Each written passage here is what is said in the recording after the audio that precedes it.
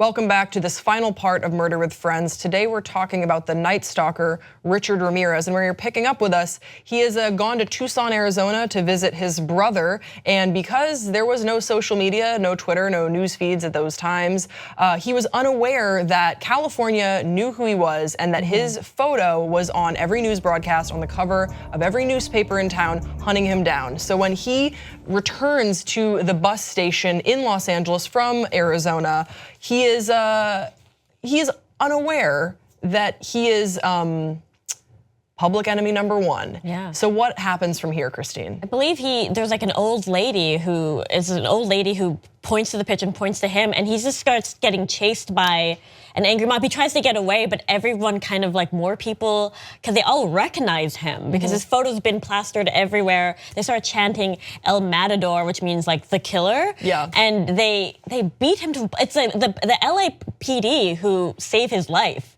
This angry mob would have like murdered him if it hadn't been for the LAPD. And when they take him away, he's literally like, there's photos I saw where he just like has like, He's fully bandaged because they really beat the shit out of him. I mean, understandably. Understandably, because at this point in time, everyone knew that he was the man responsible for these heinous crimes that by now they'd all tied together. So as we talked about in part 2, his MO was such that it was hard at first for people to identify that the same guy that was just shooting a woman in her car was also the same person that was gouging out eyes and mutilating bodies in their homes.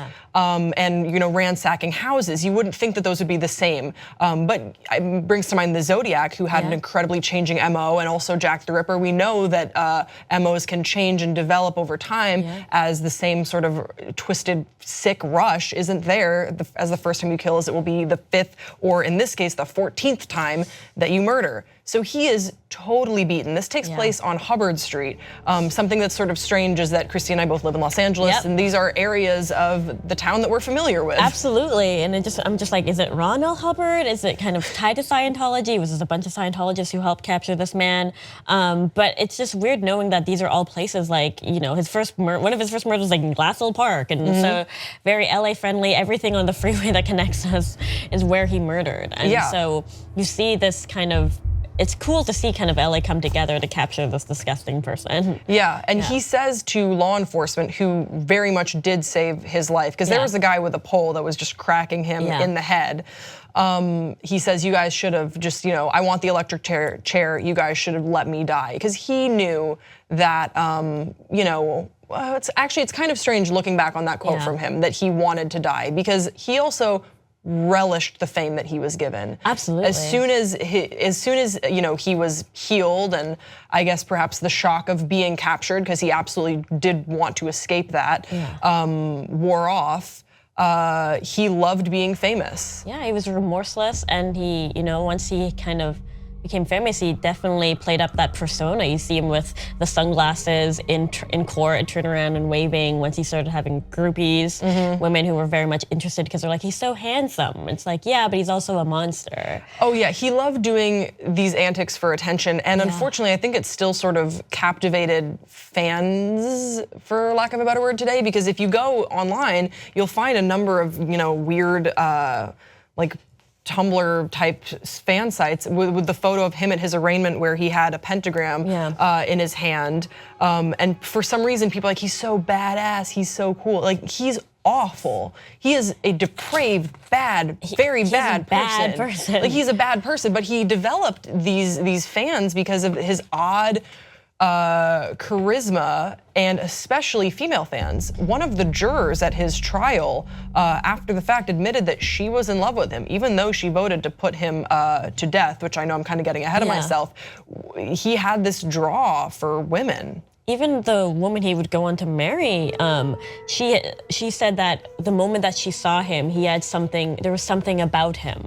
And I can't, even listening to his voice, was so creepy. He had such like a chilling voice. Maybe it's because I'm aware of everything that he's done. And just his eyes, I thought he looked terrifying, but maybe it's because I didn't see him through these like rose-colored glasses that many women saw him through. That this counterculture, just people who were like aware of his crimes, but still were like, he's so attractive, he's so charming. I don't understand it. I don't, to think that, there's something about him. Yeah, he's a serial killer. He killed and destroyed families. That's the thing about him, that's the thing. All right, now just to give some context, some dates to what we were talking about. He is captured August 31st, 1985. That is the angry mob that captured him. I wrote in my notes, I've never cheered for an angry mob before, but that's what I did when reading this story. September 20th, 1989, Ramirez is convicted of all charges. That is 13 counts of murder at that time, because the 9-year-old murder would not be connected until later.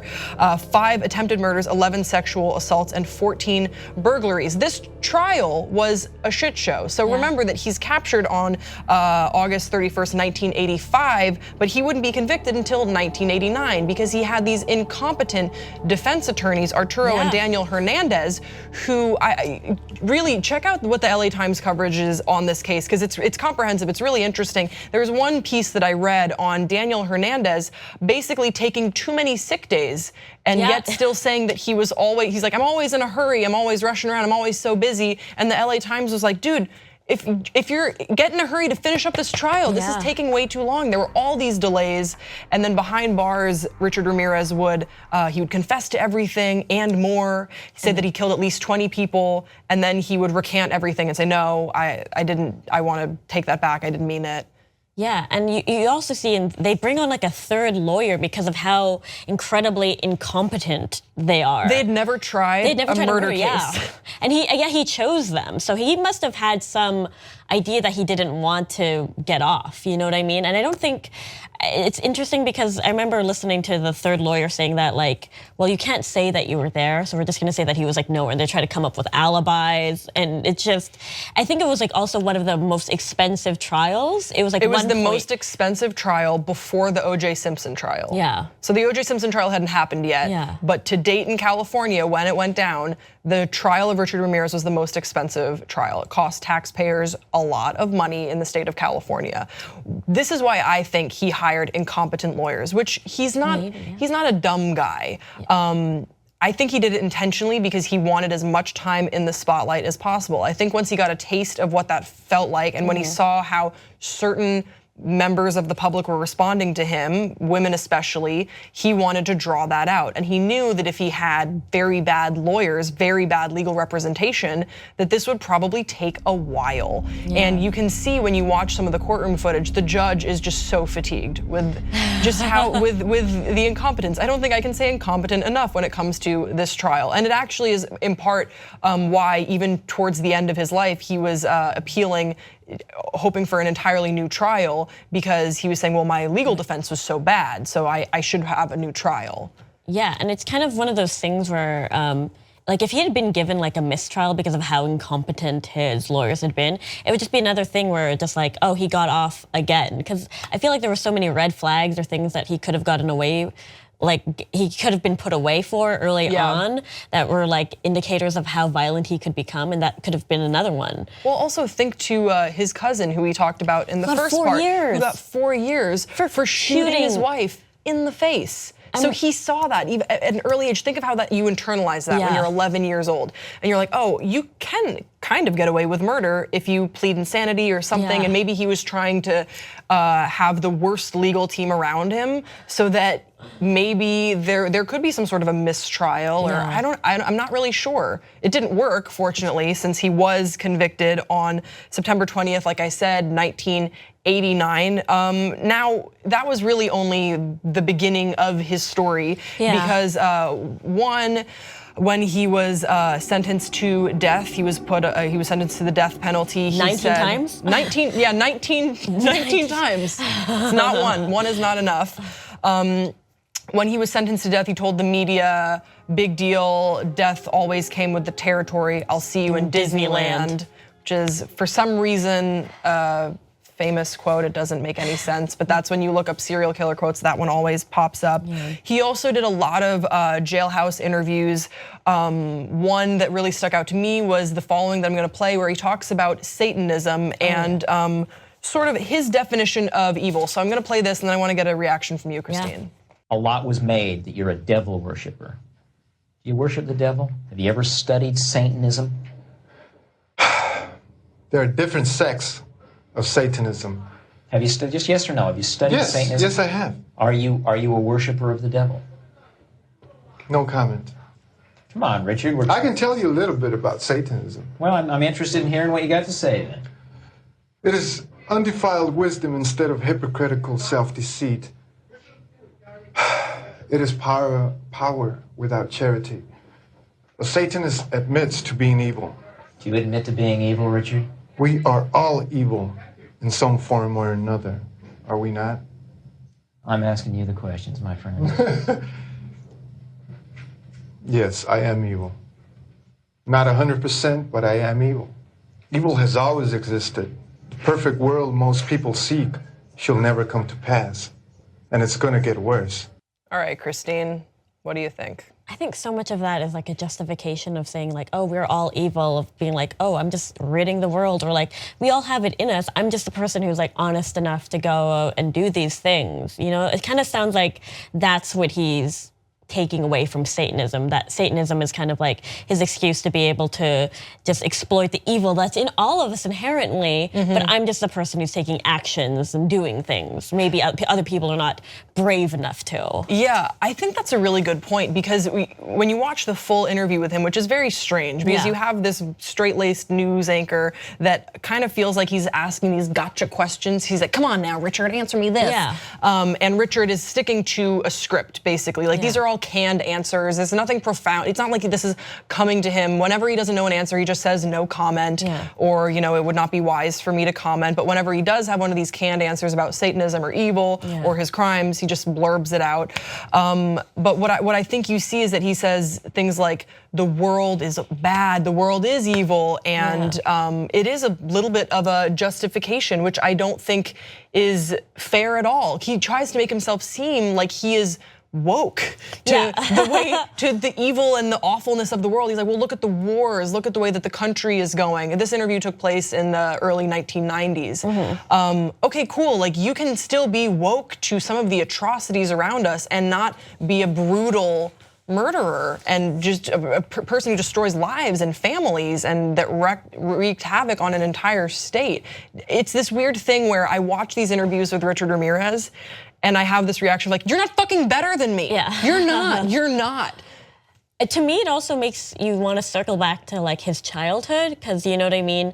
All he was exposed to for many years was evil through his through his cousin, through his father, through his uncle, the Peeping Tom. And so you have all of these people, like when he goes and talks about the war, I'm sure some part of his mind is thinking back to his cousin Mike, who murdered and raped women in Vietnam, and saw maybe the impact and maybe the PTSD that his cousin had gone through, and that may be him internalizing that evilness that he saw within his cousin and what he saw in Vietnam to his own personal experience. And maybe that's his justification for how evil the world is, because if he's saying that we all have evil inherently in part of us, that means that we all have some good in us. Because he's saying he's not all the 100% evil. So that means there's some good in him, but it's like, where is that manifesting though? How is Richard Ramirez showing that not 100% evilness? Yeah, the balance between good and evil is something I think that he's totally lost track of, and it's sort of trite to just talk about it in those stark black and white terms. Like there's good and then there's evil,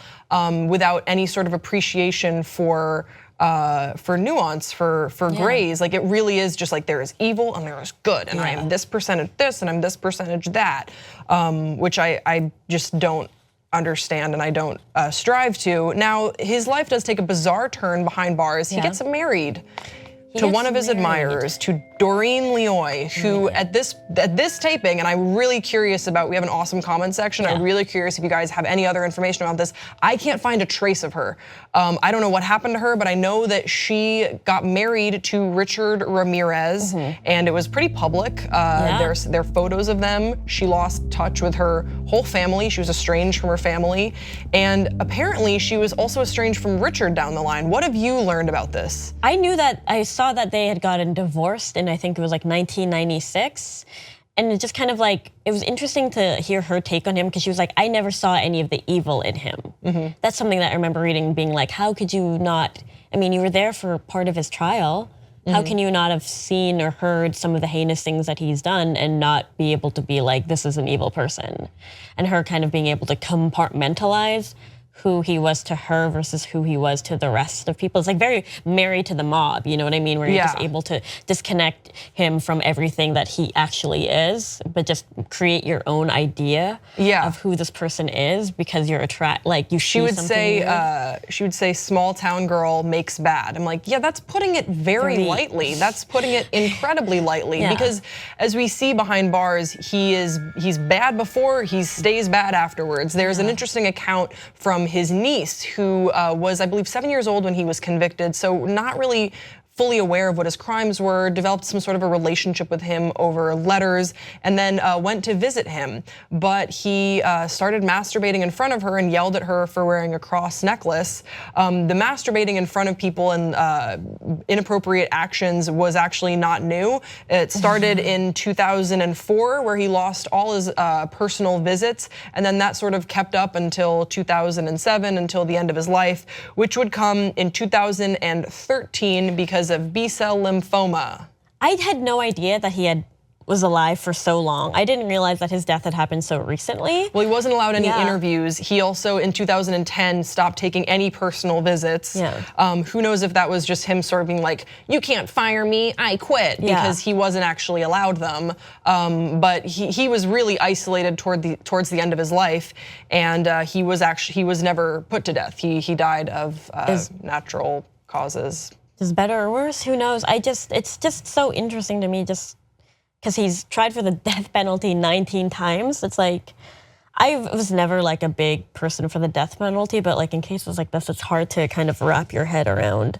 Like you kind of just like, why didn't the angry mob just take care of it? I don't know. That's horrible to say. No, it's a fair question. It's an interesting conversation, and that's gonna do it for Richard Ramirez today. It's all we can get into, but I mean, this is an incredibly prolific American serial killer. I'm sure there's a lot that you guys want to talk about in the comments section below. So let's talk about it. What are your thoughts, questions, comments, concerns? Don't forget to subscribe to this channel, and we will see you next time on Murder with Friends.